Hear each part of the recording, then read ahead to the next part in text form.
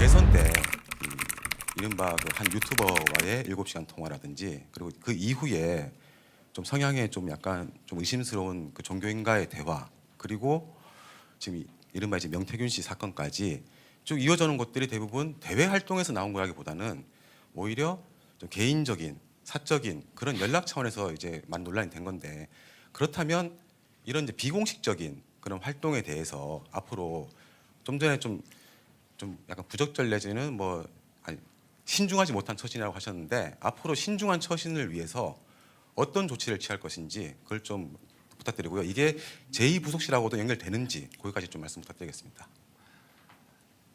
앞으로 부부싸움을 좀 많이 해야 될 것 같습니다. 네.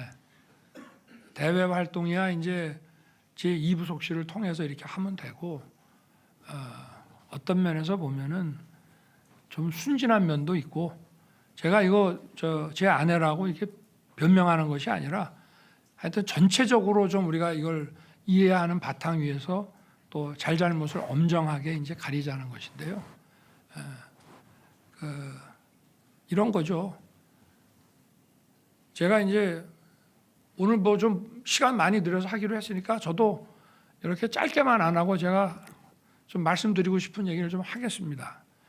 제가 이제 2021년 7월 말에 그 정치 그 선언을 하고 한 달 만에 전격적으로 국민의힘에 입당을 하고 입당 그 신청서를 권영세 인재영입위원장한테 주는 그 신청서가 언론에 공개되다 보니까 제 휴대폰 번호가 공개가 됐습니다. 그날 하루만 문자가 한 3,000개가 들어오더라고요. 그리고 그 이후에도 뭐 카톡 텔레 같은 것도 막 들어온 것 같아요. 저게 뭐 이름이 저장 안 돼도 막 들어오는 것 같은데 그래서 저는 이제 하루 종일 뭐 사람들 만나고 뭐 여기저기 막 다니고 이제 지쳐갖고 집에 와서 쓰러져 자면은 아침에 이렇게 일어나 보면 5시, 6시인데 안 자고 이렇게 엎드려서 제 휴대폰을 놓고 계속 답을 하고 있는 거예요. 그래서 미쳤냐? 지금 잠을 안 자고 뭐 하는 거냐? 그랬더니 아니 사람들이 이렇게 지지하는 사람들 또 뭐 이런 것 좀 잘해라 하는 사람들이 있는데 고맙습니다라든지 뭐 잘하겠습니다라든지 잘 챙기겠습니다. 아니 뭐 답을 해줘야 하는 것이지. 이분들이 다 유권자인데 아니 이렇게 자발적으로 문자가 들어오는데 거기에 대해 답을 하는 것 같은 그런 선거운동이 어디 있냐. 그러면서 잠을 안 자고 완전히 날밤이 바뀌어가지고 그렇게 이제 했었습니다. 그 가운데는 제 아주 뭐 나는 이때까지 국민의힘 찍어본 적이 없는 사람이요. 딱 이러고 이제 시작하신 분들도 있었다고 하고요. 근데 이제 뭐 한 가지 에피소드를 하면 그런 분이 제가 경선 TV 토론 때마다 이제 전국을 다니면은 굉장히 많은 지지자들이 이제 후보들의 지지자들이 와서 하는데 그때부터 대선 끝날 때까지 전국 어디를 다니나 굉장히 열성적으로 해 주셨어요.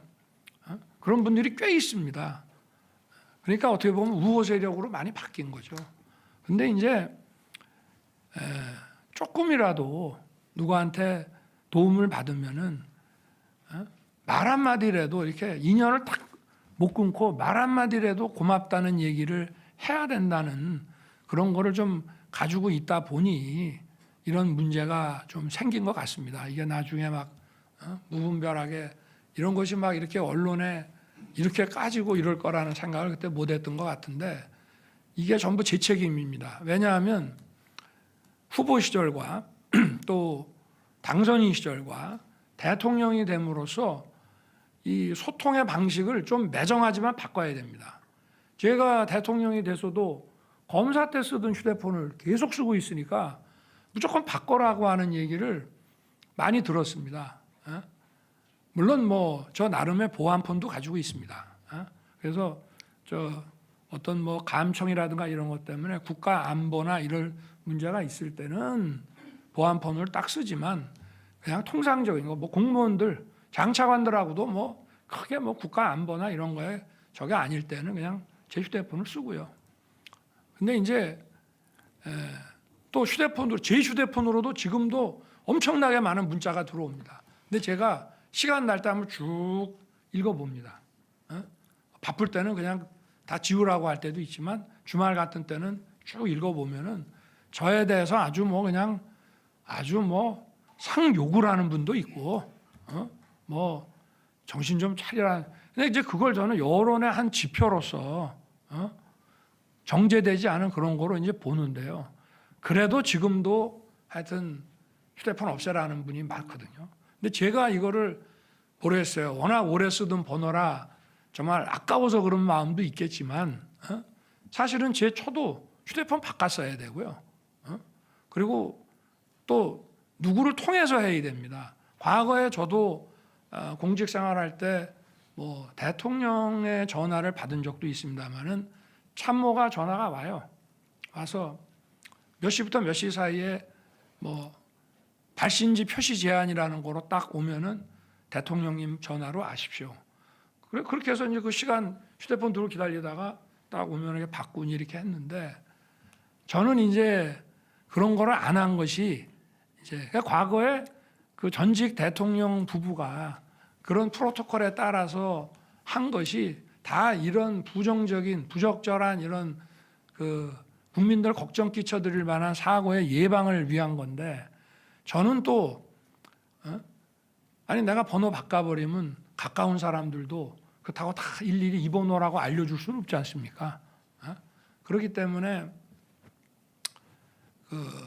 그런 거를 이제 그야말로 국민들이 또 제 주변에 있는 사람도 국민이니까 뭐 제 친구라고 저한테 좋은 말만 하는 것이 아니라 학교 동창이지만 잘 오랫동안 못 봤던 사람들도 뭐 좀 거침없는 얘기들을 막 보내주는데 그게 이제 여론을 듣는데 도움이 된다고 해서 그거를 저도 이제 안 하고 그러다 보니까 제 아내에 대해서도 좀 이런 것들을 미리미리 그 전직 대통령 때의 그 프로토콜대로 싹 바꿨으면 되는데 그건 뭐 제가 원래 그렇게 했어야 되는데 저 자신부터 못했기 때문에 이런 문제들의 발생 원인의 근본으로 들어가면 그거는 저한테 있고 또 비서실장이라든가 뭐 경호처장도 저한테 임기 초부터 얘기했습니다만 제가 그래도 이걸로 들어오는 다양한 얘기를 내가 주각주각 그래도 생생하게 봐야 된다는 생각이 너무 강했고요.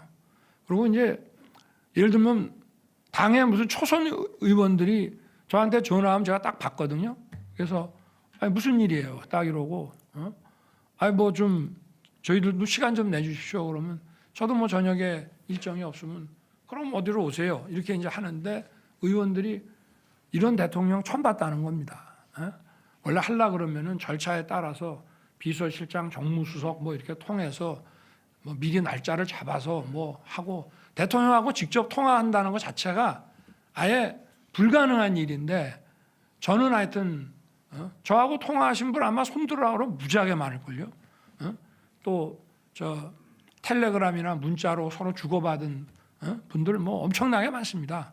근데 저는 이게 리스크도 있지만 장점도 있다고 생각했기 때문에 이렇게 했는데 하여튼 이 부분은 제가 더 하여튼 이런 리스크를 좀 줄여나가고 국민들이 어쨌든 이런 거로 걱정하고 속상해하는 일이 없도록 하여튼 좀 조치를 하겠습니다. 네. 고맙습니다.